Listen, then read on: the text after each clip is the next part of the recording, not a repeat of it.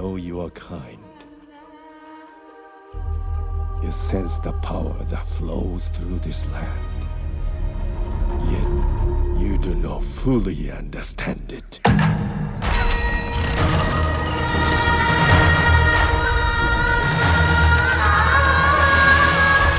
Kena and the Bridge of Spirits is out next month, unless the studio decides to pull a Returnal and delay it, even though they've already confirmed multiple times it's for sure coming by March. We're gonna finally get a new PS5 game to play. And here's the thing about Kena, this game is going to be so good.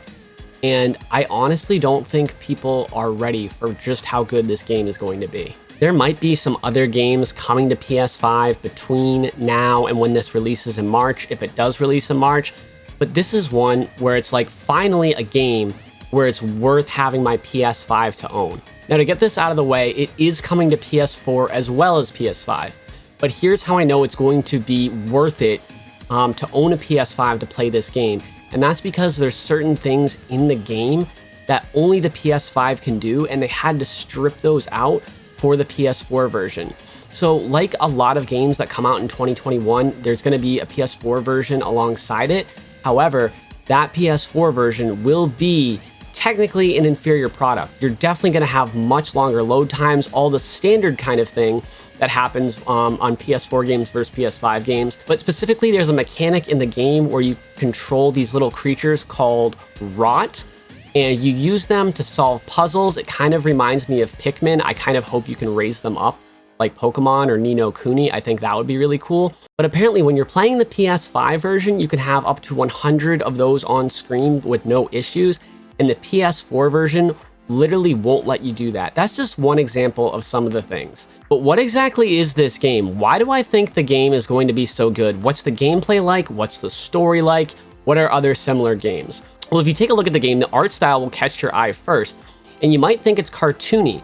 And for me, cartoony turns me off for next gen because I want to play the most realistic games possible. I want to take advantage of that PS5 hardware. But when I take another look at it, this literally looks like a DreamWorks movie. It's like I'm watching Up or Shrek or something that good quality. And if you look at some of the combat from the gameplay, the frame rate stays rock solid. So being able to kind of play and control an animated film looking game like this, I think really is next gen, and I can see why there's some features that only the PS5 version is going to be capable of. As for the type of game, honestly, two franchises that are very popular, that are very easy to compare this to, are The Legend of Zelda and also Horizon Zero Dawn. Now, if you think this is just a cartoony version of Horizon Zero Dawn, it's definitely a lot more than that. Now, unlike Horizon, this looks to be partial open world. So there's one big town in the middle of the forest, and the forest reminds me of Ocarina of Time. Just looks so much fun to explore. You know this game's gonna be chock full of secrets, and I think it really makes the game go above and beyond when there's lots of really fun and exciting secrets to find as you explore. I also really like that it's not completely open world. It's kind of a semi-open world. And honestly, we've been getting way too many open world games. They take so long to finish. And I'm really excited for this style of game.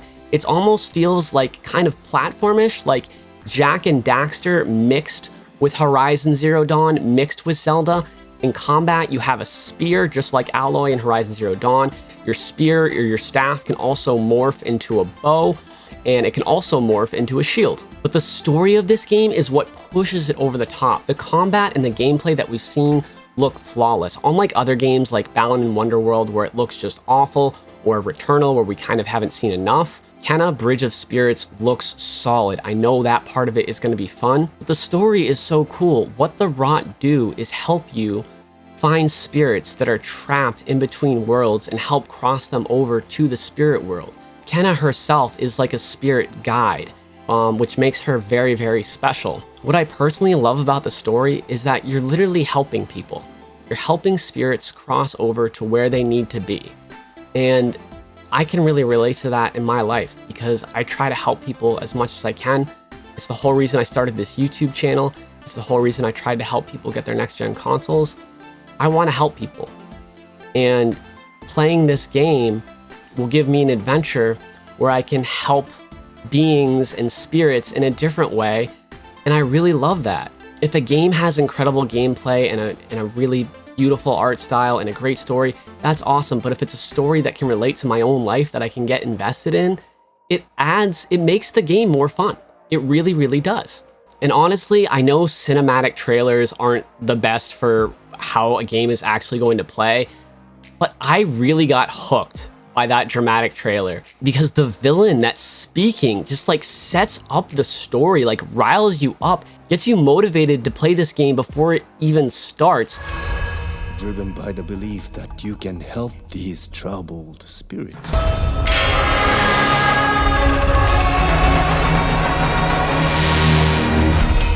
But you cannot hide your weakness from me.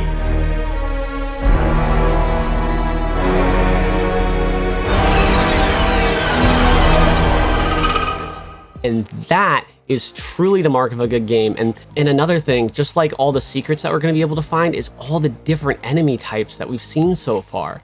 That's another sign where you don't think like, oh, what are the different enemy types when you're thinking about a game and if you want to buy it.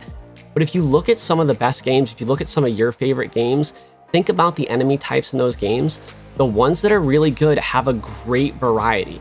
So these are all just little signs that just keep adding up and painting the picture that this is going to be a great game. So obviously I have not gotten to play the game yet.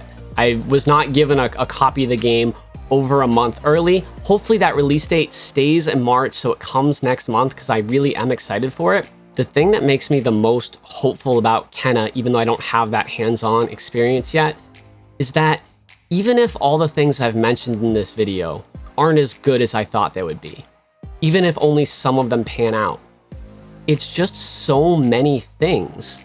Basically, when you put your critical thinking cap on and you look at all those small things, like the quality of the animation, the number of different gameplay styles, the way the game is set up, non-open world, kind of with a hub world, so you can have more detail in these environments, the way the combat looks like it's just flowing out of Horizon at a nice frame rate, all of these things that are adding up. And then you add the story of this like Pixar film looking masterpiece on top of that. Only a couple of those things have to hit and you've got a fantastic game. So it's like if you're a betting person, if you have this huge stack of things and only a couple of them have to be good, I know that Kena is going to be good. And I think way more than a couple of those things will be good. I think it's going to be a fantastic game. And the best part about it is it's not going to be full price. It's not going to be $70 on the PS5. They haven't revealed the price yet, but this could end up being a $50, maybe even a $40 game. Maybe it would be 40 on the PS4 or 50 on the PS5, but maybe it's 30 on the PS4 and 40. Either way, a game like this, maybe it's not going to be super long, but it looks like the type of game that's going to hook you. And I'd rather play a 10-hour, just absolute joy of a game than play an 80-hour Assassin's Creed game with a ton of fetch quests in the middle of it. It's really frustrating sometimes in games when they make you wait so long for bits of the story. I love playing a game where you're advancing the story and the narrative all the time. Let me know in the comment section below what you think of Kena, if you were excited for it going into this video, or you really didn't know much about it and now you're super hyped. Or maybe you think I'm just full of it. And if that's the case, I've just got one more thing to say to you. You have no power here, Kena.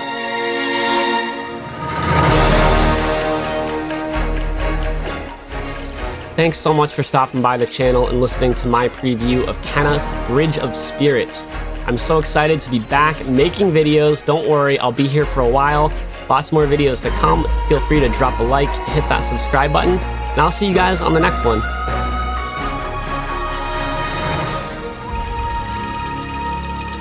Bye, everybody.